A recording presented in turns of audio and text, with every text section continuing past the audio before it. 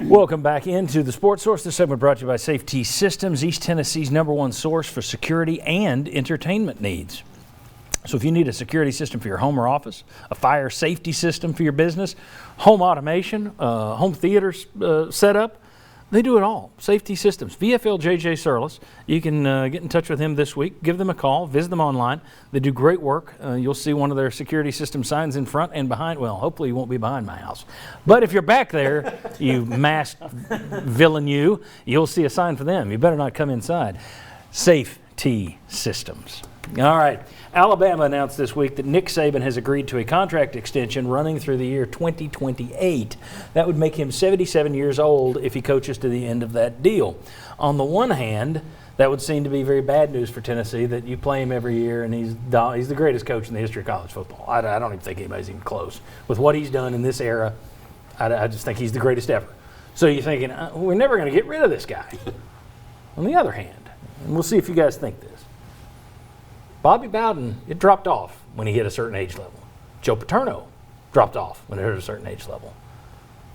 Any hope from a Tennessee standpoint that maybe Nick Saban at 75 and 76 won't be the same Nick Saban as he's been at 67, 68, 69?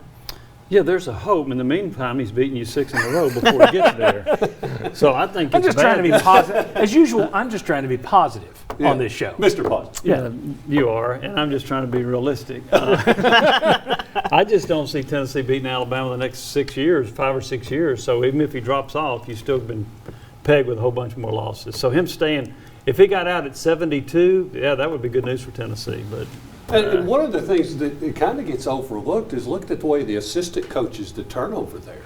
That's really impressive to me how he has been able to keep it going because a lot of the coordinators come and go. The other good coaches come and go. And they got a huge staff with a lot of people.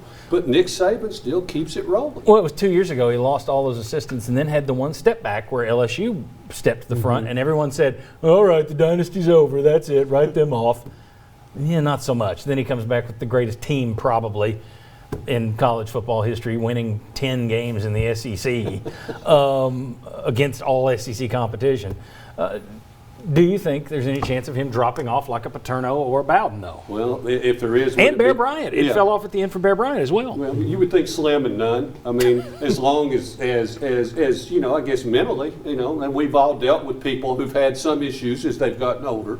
But no, I've said as long as Nick Saban's in Alabama, it's bad news for Tennessee in my book. David, is decrepitude any kind of a hope for Tennessee that he will decline? None of the people that he's gotten jobs can beat him, but Father Time eventually will catch him. So, whenever that is, we'll see. I don't know that it's going to be over the course of this contract. I agree with Chuck. I think that if there's one thing that can throw a wrench in the gears, it's having to replace all those assistants every year. If you miss on one, the thing with that is he gets a lot of credit for that, but when you have the best roster, a lot of coordinators and a lot of position coaches can look really good, and your margin of error is gigantic.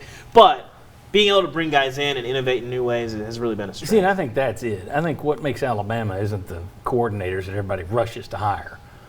I think it's him. He's the thing. Sure. It's like Belichick is the thing in the NFL. How many of his assistants have gone off and sucked?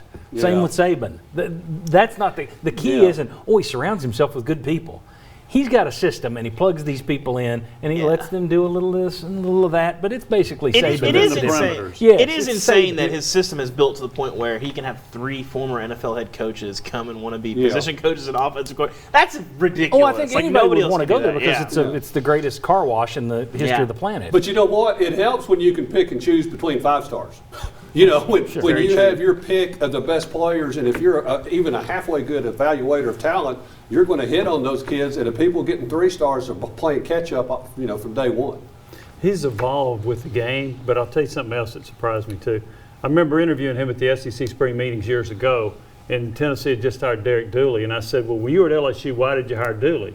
He said, because I didn't want to go out and hire people who've been head coaches. They think they know it all. They've got their set in their decisions. They're set in all this. And you want to be able to make them evolve to your system.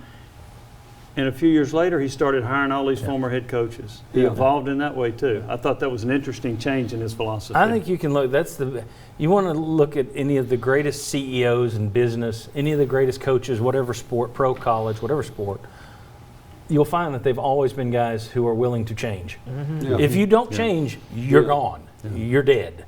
And I think that guys like him who realize, okay, I've won this way, but things are changing around me. Let me tweak this. You don't just throw everything out, but you go back to the famous Bear Bryant. I'm going to chuck this offense. We're going single wing. Wins 3 more national titles. That kind of Or wishbone. Wishbone. I'm sorry, single wing. See, I'm the one dealing with decrepitude. when Chuck was saying we all deal with people with mental loss, he's talking about the host. But the fact that this is a guy who is willing to make that change, most of us don't. Most people, especially No. people who've been winners at a certain level, they say, I know how to win. We just have to do it better. We just have to do it more of it, do more of it, get back to basics. No, you have to adjust and change. And he's done that. Especially over on and over again. defense, the speed of the game. And he's a secondary coach at heart. Oh, yeah. And the way he's changed that philosophy and throwing the ball on first down or doing other things that he didn't really like to do, it's more of a wide open, but that's the way the game has changed and he's changed with it. And to have him, of all people, flat out say, well, it used to be that a good defense beat a good offense. That's no longer the case. Right. I mean, again, there are a lot of guys who have been great coaches that wouldn't last as long as he did because they would have never been able to admit that.